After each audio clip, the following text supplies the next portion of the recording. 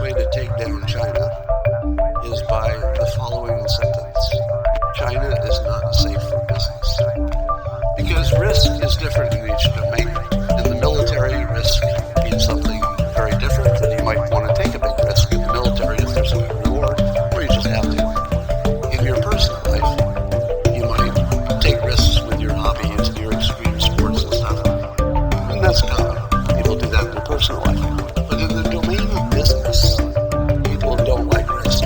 Because if you take a risk in business, and it's a risk everybody knows is a risk, it's a well-known risk, and it doesn't go well, what happens? You get fired. Or you look like an idiot.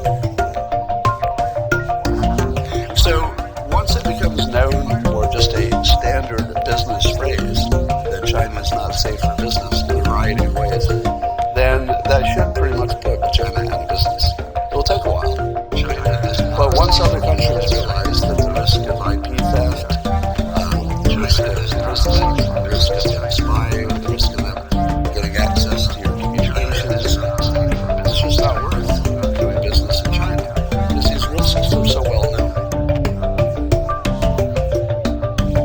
If you take a risk that's not known and it doesn't work out, well, nobody's going to fire you for that. You took a risk, it didn't work out, nobody knew. But if you know that working in China is not safe,